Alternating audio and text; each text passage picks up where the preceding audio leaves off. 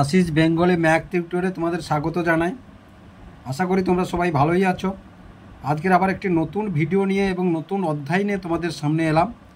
আমরা আজকের কষব ক্লাস 6-এর 16 অধ্যায় নিয়ন্ত্রিত সংখ্যা ও সংখ্যারেখা সম্পর্কিত ধারণা। তাহলে প্রথমেই আমরা জেনে নিয়ে এসো নিয়ন্ত্রিত সংখ্যা এবং সংখ্যারেখা সম্পর্কিত ধারণা। এগুলো নিয়ন্ত্রিত সংখ্যা এবং সংখ্যারেখা কাকে বলে। তাহলে দেখো, এই একটি আমরা এটা হচ্ছে একটি আকার টেনেছি, এটি 0। এর ডান দিকে যখন যাবে এটা +1, এটা +2, এটা +3, এটা +4, এটা +5। এবার বাম দিকে যখন যাব +1, এ -1, -2, -3, -4, -5। দেখো, এই যে +1, +2, +3 যখন যাব, দেখো এই যে সংখ্যাগুলো, এই সংখ্যাগুলো দেখো যখন যাচ্ছি কে বড়, এ বড়, এ বড়, এ বড়, এ বড়। আবার যখন এদিকে যাচ্ছি দেখো তখন আবার উল্টাটা, দেখো এর চাইতে এ বড়, আবার এর চাইতে এ বড়, আবার এর চাইতে এ বড়, আবার এর চাইতে এ বড়। যত বড় ঋণাত্মক সে তত ছোট। আর এখানে তো তোমরা জানো যে যত বড় প্লাস সে তত বড়, এটা প্লাস তাহলে সে তত বড়। তাহলে এটাকেই বলা হচ্ছে আমাদের সংখ্যারেখা, এটাকেই বলা হচ্ছে সংখ্যারেখা। এবার সংখ্যারেখায় দেখো, এটা ধনাত্মক শ্রেণী, এটা ঋণাত্মক শ্রেণী। এটা কি শ্রেণী? না, এটা হচ্ছে ধনাত্মক শ্রেণী, এটা হচ্ছে ধনাত্মক শ্রেণী। তাহলে ধনাত্মক সংখ্যা। আর 0 থেকে ছোট সংখ্যাগুলো কি? না, 0 থেকে ছোট সংখ্যাগুলো হচ্ছে ঋণাত্মক সংখ্যা।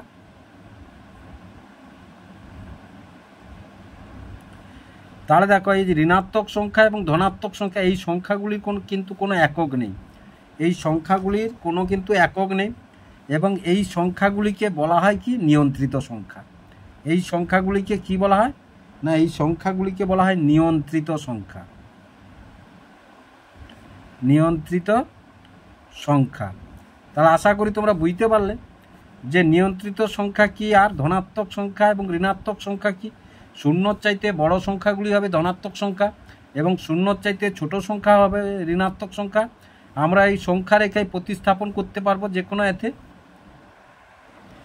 তাহলে দেখা, এখন কষবো আমরা। কষে দেখি 16.1 পৃষ্ঠা নাম্বার কত? পৃষ্ঠা নাম্বার 164। প্রথমে একের দাগে কী আছে? সংখ্যারেখা তৈরি করে নিচের সংখ্যাগুলো সংখ্যারেখায় দেখাই ও নাম দিই। তাহলে এই যে সংখ্যা দেখাই ও নাম দিই, তাহলে দেখো এগুলো এবং নাম যথাক্রমে A, B, C, D, E, F নাম দিই। দেখো এইগুলো সংখ্যারেখায় বসাতে হবে এবং নাম দিই, এবং এই প্রশ্নগুলির উত্তর আমাদেরকে দিতে হবে। তোমরা যখনই ভিডিওটি দেখবে অবশ্যই তোমরা ক্লাসের গণিত বইটি হাতে রাখবে, তবেই তোমরা বুঝতে পারবে। তাহলে দেখো, সংখ্যারেখা তৈরি করে নিচের সংখ্যাগুলো সংখ্যারেখায় দেখাই ও নাম দিই। তাহলে +5, -2 আছে, +3 আছে, -6 আছে, +2 আছে এবং -5 আছে। এবার নাম কি দিয়েছে? +5-এর নাম দিয়েছে কি? A। -2-র নাম দিয়েছে কি? B। এবার +3-র নাম দিয়েছে কি? C। -6-এর নাম দিয়েছে কি? D।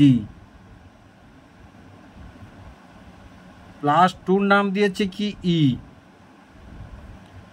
এবং -5-এর নাম দিয়েছে কি? F। তাহলে দেখো, B থেকে E এর দূরত্ব কত ঘর মাপি? তাহলে দেখো, প্রথমে আছে B থেকে E এর দূরত্ব কত ঘর মাপি। তাহলে 1 ঘর, 2 ঘর, 3 ঘর, 4 ঘর। তাহলে B থেকে A কত ঘর? না, B থেকে A হচ্ছে 4 ঘর। কত ঘর? 4 ঘর। তারপরে বির দাগে কি আছে? দেখো, বির দাগে আছে A B এর থেকে কত ঘর ডান দিকে মাপি। A B থেকে কত ঘর ডান দিকে মাপি। তাহলে A এই বির থেকে, তাহলে 1 ঘর, 2 ঘর, 3 ঘর, 4 ঘর, 5 ঘর, 6 ঘর, 7 ঘর। তাহলে বির দাগে কত কি হলো না, বির দাগে হলো 7 ঘর ডান দিকে, 7 ঘর ডান দিকে।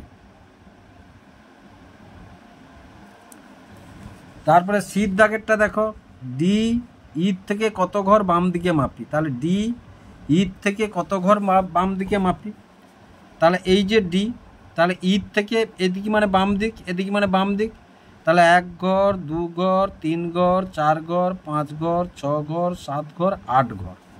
তাহলে সির দাগটা কি হলো না, সির দাগে হলো 8 ঘর বাম দিকে, 8 ঘর বাম দিকে।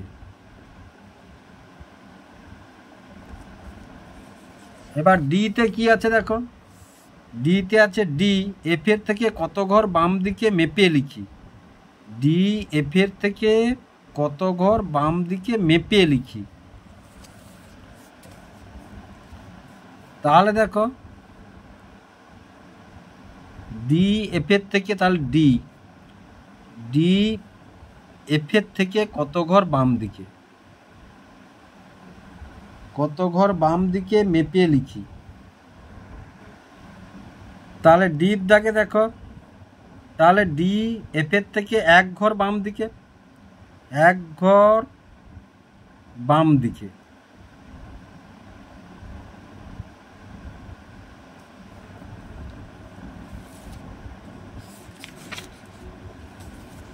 তারপরে ইতে কি আছে দেখো, এ ও এফ এর ঘরে যে সংখ্যা দুটি আছে তাদের মধ্যে সম্পর্ক কি, এ ও এফ এর মধ্যে, এফ এর ঘরে যে সংখ্যা দুটি আছে তাদের মধ্যে সম্পর্ক কি, তার এর ঘরে আছে +5, এফ এর ঘরে আছে -5।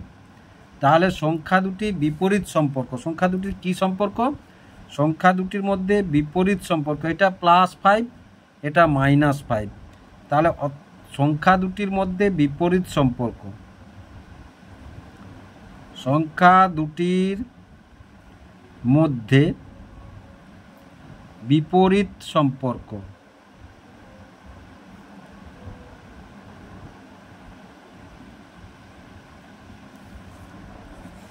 এবার এফে কি আছে দেখো, এফে আছে বি ও ই এর ঘরে যে সংখ্যা দুটি আছে তাদের পরম মান কি, বি ও ই এর ঘরে যে সংখ্যা দুটি আছে তাদের পরম মান কি। তাহলে বি ঘর আছে -2 এবং এফ এর ঘরে আছে +2। দেখো -2 হোক আর +2 হোক, 2 তো পরম মান কত হবে 2। আমরা -2 বলি আর +2 বলি, তাদের পরম মান কি 2। -3 বলি আর +3 বলি, তাদের পরম মান কত 3। তাহলে এফ এর দাগ, তাদের পরম মান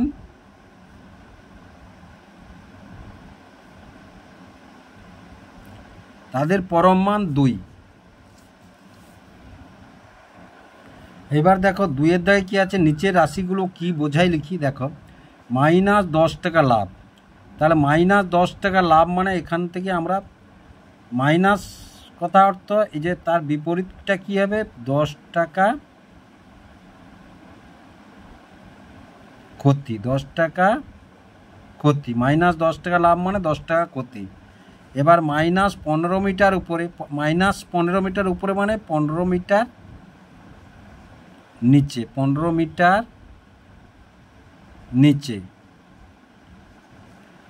এবার দেখো -36 গ্রাম কম মানে 36 গ্রাম বেশি, 36 গ্রাম বেশি। -18 মিটার পূর্ব দিক মানে 18 মিটার পশ্চিম দিক, 18 মিটার পশ্চিম দিক।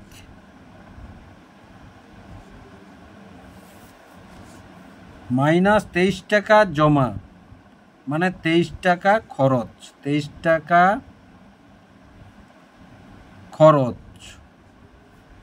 -5 কিমি দক্ষিণ দিকে মানে 5 কিমি উত্তর দিকে, 5 কিমি উত্তর দিকে,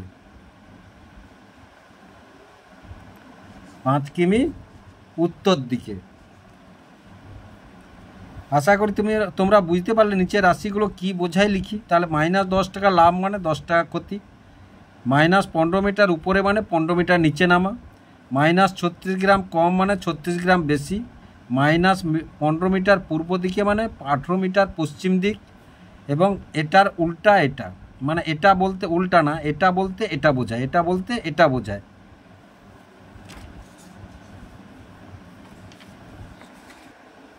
এবার দেখো নিচের সংখ্যাগুলির পরম মান লিখি। পরম মান বলতে যে মূল সংখ্যাটা, আমরা ধরো 1 2 3 4, সেখানে মাইনাস থাকুক কি প্লাস থাকুক, মূল সংখ্যাটি কি? মূল সংখ্যাটি হচ্ছে 1, তার মানটি কত?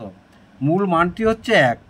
এবার আমরা যদি ধরো একটা -1 লিখি, তাহলে -1 লিখে সেটা -1ই বোঝায়। আবার যখন +1 লিখি তখন +1 একই বোঝায়। প্লাস থাকুক আর মাইনাস থাকুক, তার মানটা কত? 1। কি -2 কি +2, তাহলে তার মানটি কিন্তু মাইনাস থাকুক আর প্লাস থাকুক, তার মানটি কত? তার মানটি হচ্ছে 2। সেই পরম মানটি এখানে লিখতে বলেছে। তাহলে এর দাগে মানটি কত হয়? পরম মান 12। বির দাগে কত? বির দাগের পরম মান 13। সির দাগে কত? সির দাগের পরম মান 22। ডির দাগের পরম মান কত? 61। এবং ইর দাগের পরম মান কত? 17। আশা করি তোমরা বুঝতে পারলে পরম মান কি। তাহলে দেখো নিচে 4-এর দাগে কী আছে? নিচের রাশিগুলির বিপরীত রাশি খুঁজি। তাহলে 10 টাকা ব্যয়, 10 টাকা ব্যয় অর্থাৎ এর বিপরীত কী হবে? 10 টাকা, বা লিখতে পারি -10 টাকা ব্যয়, -10 টাকা ব্যয়, এটাও লিখতে পারি। তাহলে দেখো -15 মিটার উপরে ওঠা, এর বিপরীত কি লিখবো আমরা? না 15 মিটার নিচে নামা, 15 মিটার নিচে নামা, বা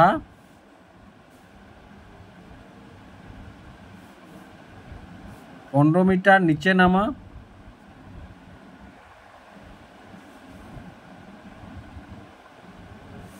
তাহলে -15 মিটার নিচে নামা বা এর 15 মিটার উপরে ওঠা, 15 মিটার ওপরে ওঠা, ওপরে ওঠা, এর বিপরীত। এবার 81 টাকা লাভ, তাহলে 81 টাকা লাভের বিপরীত 81 টাকা ক্ষতি, 81 টাকা ক্ষতি, বা এর বিপরীত কী হবে? -81 টাকা লাভ, -81 টাকা লাভ। -35 মিটার নিচে নামা, মানে এর বিপরীত কী হবে? 35 মিটার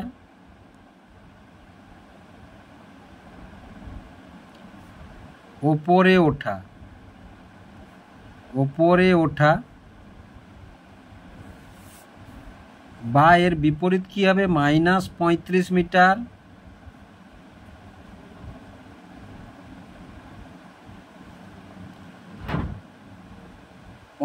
মিটার -35 মিটার উপরে ওঠা, বা 35 মিটার নিচে নামা, 35 মিটার নিচে নামা।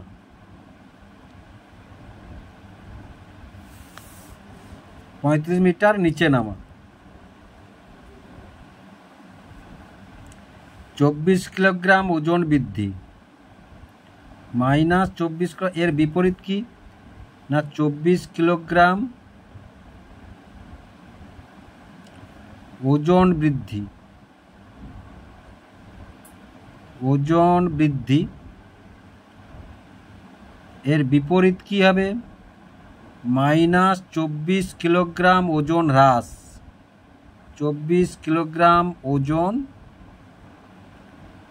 হ্রাস। তারপরে দেখো তাহলে এটার বিপরীত কি? 28 মিটার ডান দিকে, তাহলে আমরা কি লিখব? 28 মিটার বাম দিকে, 28 মিটার বাম দিকে, বা -28 মিটার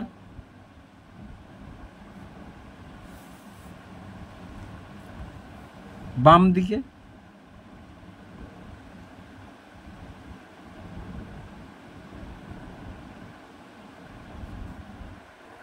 না, -28 মিটার ডান দিকে, -28 মিটার ডান দিকে লিখব। এবার দেখো এটা কি, 9 কিগ্রা ওজন হ্রাস, তাহলে 9 কিগ্রা ওজন বৃদ্ধি, ওজন হ্রাস এর বিপরীত 9 কিগ্রা ওজন বৃদ্ধি, বা -9 কিগ্রা ওজন হ্রাস, বা -9 কিগ্রা ওজন হ্রাস।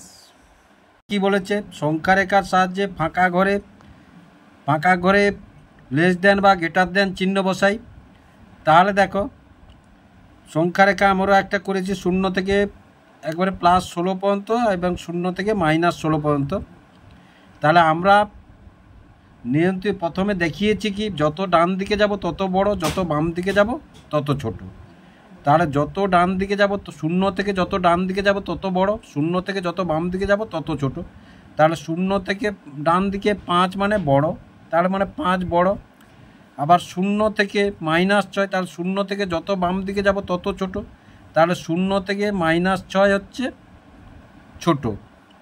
এবার দেখো এখানে আছে 6 আর এখানে, তাহলে বাম দিকে আসছি আমরা, তাহলে বাম দিকে আসছি মানে বাম দিকে যখন আসছি তখন বাম দিকের সংখ্যাটি -6 কত ছোট, এটা তাহলে বড় এটা।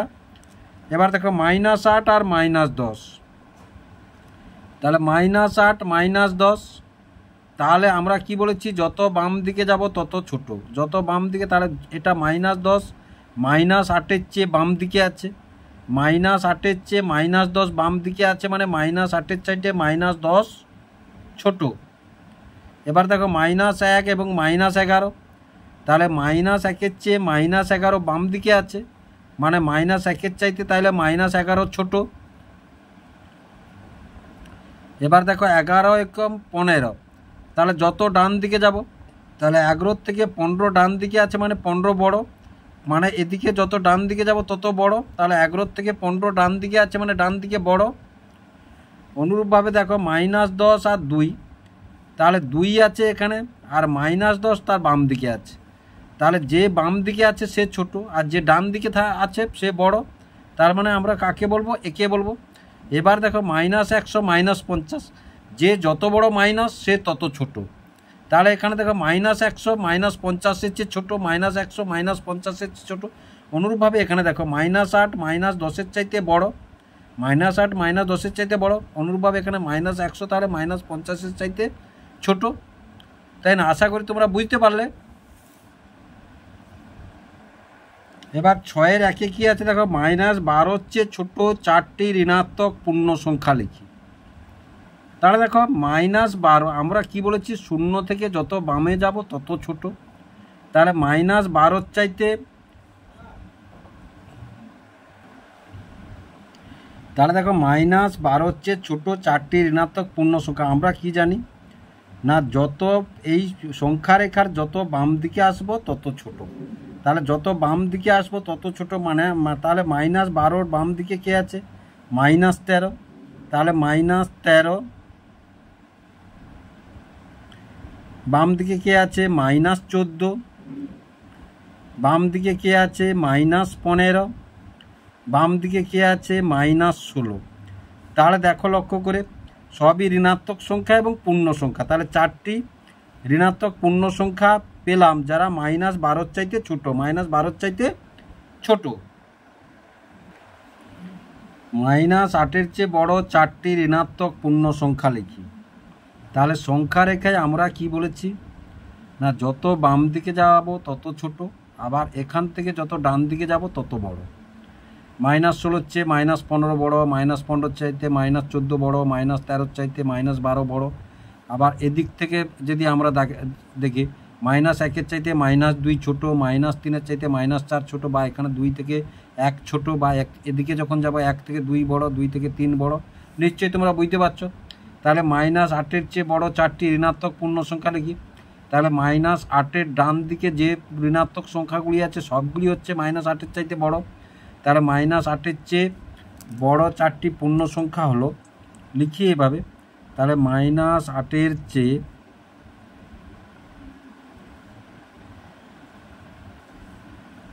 বড় 4টি ঋণাত্মক পূর্ণ সংখ্যা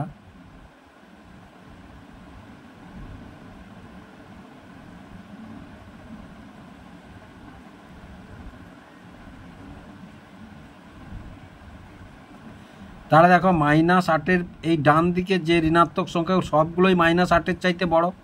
তাহলে আমরা কি লিখতে পারি? -7 লিখতে পারি, -6 লিখতে পারি, -5 লিখতে পারি, -4 লিখতে পারি। এগুলো সবই হচ্ছে -8-এর চাইতে বড়। তাহলে আশা করি তোমরা বুঝতে পারলে কিভাবে হলো।